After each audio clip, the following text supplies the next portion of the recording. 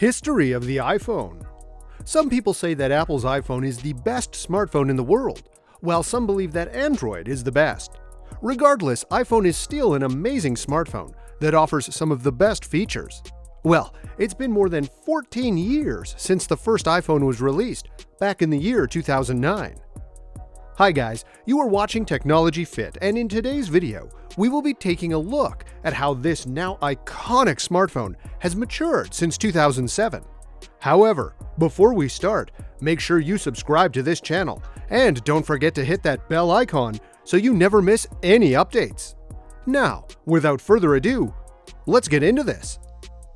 So, it was the year 2004 when Steve Jobs requested design engineer Sir Jonathan Ive, software engineer Scott Forstall, and hardware engineer Tony Fadell to work on Project Purple to develop the iPhone. Here it is worth mentioning that iPod was launched in 2002. Steve Jobs realized that the overlap of phones and music players would help his company get into the mobile phone business. Well, he had seen millions of Americans carrying separate BlackBerrys and iPod MP3 players, so he decided to create just one device. He also realized that as mobile phones would keep amassing more features, they will be challenging the position of the iPod as a dominant music player in the market. In order to protect his iPod product line, the former Apple CEO decided that he would need to venture into the wireless world. By that time, Steve had already developed the iTunes software. The company created the iPhone Beta in 2004 to test the device as well as its functions. Let me tell you that the beta version enabled the company to develop the capabilities of the phone before launching their first product. Well, this may technically have been the first ever iPhone. However, it was never released to the public, which is why this phone isn't considered the first iPhone. Steve then approached Motorola in an effort to bypass the carriers.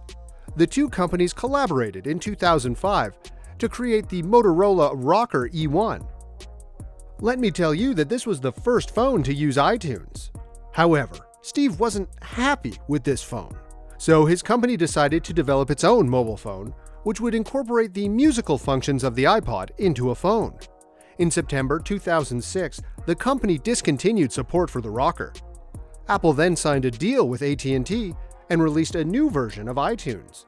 This version included references to a mobile phone that could display videos and pictures. It was later revealed that this phone would be the iPhone. Then, on January 9, 2007, former Apple CEO Steve Jobs announced the first iPhone at the Macworld convention. When Jobs presented the new phone to a packed audience, he said, "This is the day I've been waiting for the last 2 years." He then made the first call on the phone to Jony Ive, who was Chief Design Officer of Apple Inc. On June 11th, the company announced at the Apple's Worldwide Developers Conference that their smartphone would support third-party apps using the Safari engine.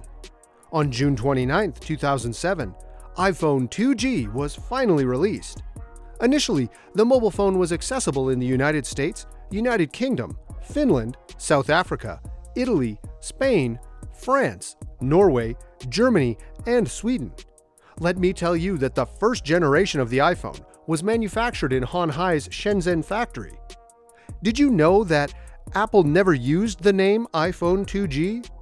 Well, it is commonly referred to as the iPhone 2G because it supported 2G mobile data. Since the year 2007, the tech giant has changed the design of the iPhone several times. So, the first iPhone featured a 3.5-inch screen with 480 by 320 resolution for 163 ppi and a 412 MHz ARM processor. The 4GB model was available for $499, while the 8GB model was available for $599. Well, this phone had a 2-megapixel camera.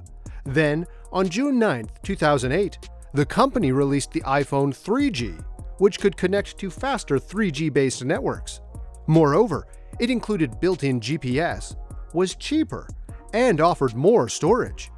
The 8GB model was available for $199, while the 16GB version was available for $299. Let me tell you that this new smartphone came with a new feature called Location Services. Steve Jobs said location services is going to be a really big deal on the iPhone. it's going to explode. The next model was the iPhone 3GS. It was a faster version of the iPhone 3G, since it ran the iPhone 3.0. Here it is worth noting that iPhone 3G came with slimmer metallic outer edging.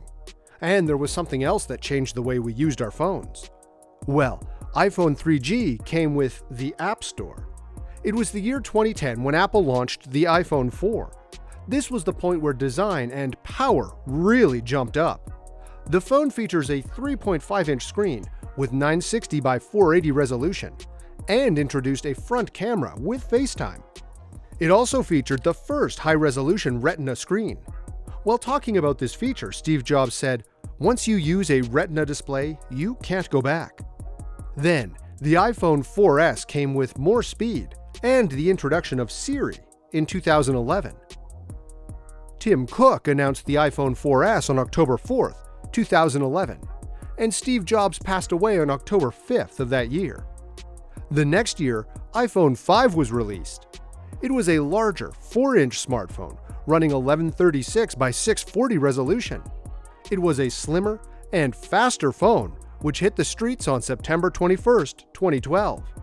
Tim Cook said, "Today we're taking it to the next level. We're making a huge leap. This is the biggest thing to happen to iPhone since the iPhone." Let me tell you that he was referring to the first generation iPhone Steve launched in 2007. The next year, the company released two smartphones. These mobiles included iPhone 5C, which was all about color and fun, and the iPhone 5S, which was faster and featured a 64-bit A7 SoC and Touch ID. In 2014, Apple again launched two iPhones, iPhone 6 and iPhone 6 Plus. These mobile phones sport new A8 processors that were faster and efficient as compared to previous models. The iPhone 6S and 6S Plus came with a new Force Touch technology called 3D Touch. Moreover, they had a 12-megapixel iSight camera that can shoot 4K video. In 2015, the company rolled rose gold iPhone 6S and iPhone 6S Plus, as well as the iPhone 7 and iPhone 7 Plus. Let me tell you that iPhone 7 and 7 Plus came with three major changes. The audio jack was removed, the home button was changed into a haptic-based virtual button, and a dual camera setup was added to the iPhone 7S. Then, the company introduced the iPhone 8 and 8 Plus with glass and aluminum enclosure. These smartphones also feature Retina HD display, A11 Bionic chip, and wireless charging. Apple then skipped iPhone 9 and released the iPhone X. The 64GB version of the iPhone X was available at $999, while the 256GB version was available at $1,149. The next model was iPhone XR, which came with improved water resistance and a 6.1-inch liquid Retina display.